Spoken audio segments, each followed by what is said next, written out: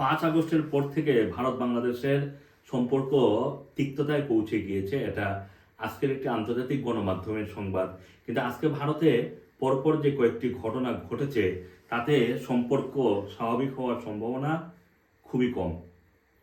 আগরতলায় বাংলাদেশের যেই সহকারী হাইকমিশন সেই প্রাঙ্গণে হামলা করা হয়েছে। হিন্দু সংঘর্ষ সমিতি নামে একটি সংগঠনের সমর্থকেরা এই হামলা চালিয়েছেন বলে প্রত্যক্ষদর্শী সূত্রে জানা গেছে এবং এই হামলার পরে এবং সেখানে বাংলাদেশের পতাকা নামিয়ে আগুন দেওয়া হয়েছে। তার আগে মমতা ব্যানার্জি, যিনি পশ্চিমবঙ্গের মুখ্যমন্ত্রী, তিনি বাংলাদেশের শান্তিরক্ষী বাহিনী, জাতিসংঘের শান্তিরক্ষী বাহিনী পাঠানো উচিত বলে মন্তব্য করেছেন। ভারতের বিভিন্ন অঞ্চলে বাংলাদেশের সংখ্যালঘু নির্যাতনকে কেন্দ্র করে নানান ধরনের আন্দোলন শুরু হয়েছে।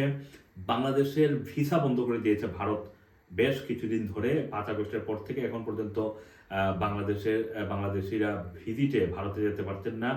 শত শত হাজার হাজার মানুষ আটকা পড়েছেন, যারা চিকিৎসার জন্য ভারতে যান, যারা নানান ধরনের এই যে ইউরোপের ভিসা তুলতে হলে বা ইউরোপের ভিসা তোলার জন্য বিভিন্ন দেশের এমবেসিগুলোর সাথে যেতে হয় তাদেরকে ভারতে। সুতরাং সব কিছু মিলিয়ে ভারত বাংলাদেশের সম্পর্কে তিক্ততায় নতুন করে আজকে একটি বাজে উদাহরণ তৈরি হলো যে বাংলাদেশের সহকারী হাই কমিশনের উপরে হামলা হলো। এখন এই যে একটা বাজে উদাহরণ তৈরি হলো আজকে, এর প্রেক্ষিতে যদি এখন বাংলাদেশের হাই কমিশনে বা বাংলাদেশের যে ভারতের হাই কমিশনগুলো রয়েছে, বিভিন্ন জায়গায় সহকারী হাই কমিশনের অফিসগুলো রয়েছে, বিশ্বের বিভিন্ন দেশে ভারতের হাই কমিশনে রয়েছে। সুতরাং সেখানে গিয়ে যদি বাংলাদেশিরা এখন বিক্ষোভ শুরু করেন তাহলে এই যে একটি পাল্টাপাল্টি সংস্কৃতি তৈরি হওয়ার সম্ভাবনা তৈরি হয়েছে এবং একটি সাংঘর্ষিক পরিস্থিতির দিকে এগোচ্ছে পুরো মানে বিষয়টা, এটি আসলে একটি বাজে উদাহরণই তৈরি করলো, একটি উদ্বেগজনক পরিস্থিতি তৈরি করলো। বাংলাদেশের ভিতরে সংখ্যালঘু নির্যাতনের যেই অভিযোগগুলো উঠছে, সেই অভিযোগগুলোর ব্যাপারে বাংলাদেশের সরকার বারবারই বলছে যে তারা এই ধরনের কোনো ঘটনা ঘটছে না, কিন্তু সাম্প্রতিক সময়ে কিন্তু অনেকগুলো ঘটনাও কিন্তু এরকম ঘটে গিয়েছে, যেটা নিয়ে বাংলাদেশ সরকার আন্তর্জাতিক মহলে বেশ চ্যালেঞ্জের মুখে পড়েছে।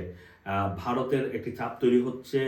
আমেরিকার নতুন প্রেসিডেন্ট ডোনাল্ড ট্রাম্প, তিনি নির্বাচনের আগে যেভাবে টুইট করেছেন, ঠিক এখন যে ঘটনাগুলো ঘটছে, তিনি দায়িত্ব নেওয়ার পরে বাংলাদেশের ভিতরে সংখ্যালঘুদের নিরাপত্তা নিয়ে তিনি যে উদ্বেগটি তিনি মানে তার নির্বাচনের আগে 4 নভেম্বরের আগে তিনি প্রকাশ করেছিলেন, সেটার কারণে তিনি যদি এখন দায়িত্ব নিয়ে আবারও সেই উদ্বেগের প্রেক্ষিতে বাংলাদেশের ব্যাপারে নানান ধরনের হস্তক্ষেপ নেওয়া শুরু করে আমেরিকার পক্ষ থেকে।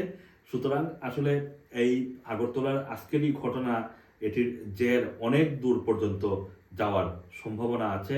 মমতা ব্যানার্জি যে বক্তব্য দিয়েছেন, বাংলাদেশ সরকার যে পাল্টা বক্তব্য দিয়েছে, বাংলাদেশের রাজনৈতিক দলগুলো এখন যে পাল্টাপাল্টি বক্তব্যে দিচ্ছে, এই পুরো বিষয়টি মিলিয়ে আমাদের যে ধারণা, আমরা যেটা মনে করছি সেটা হচ্ছে যে ভারতে বাংলাদেশ সরকারের হাই কমিশনের হামলাটি আসলে একটি বাজে উদাহরণ তৈরি করলো এবং দুই দেশের সম্পর্কের যে তিক্ততা, সেই তিক্ততার আগুনে নতুন করে ঘি ঢালার মতো ব্যবস্থা হলো, যেটি আগুন আরও অনেক বেশি ছড়িয়ে পড়ার সম্ভাবনা তৈরি হলো। আসসালামু আলাইকুম, রানা টিভি, লন্ডন।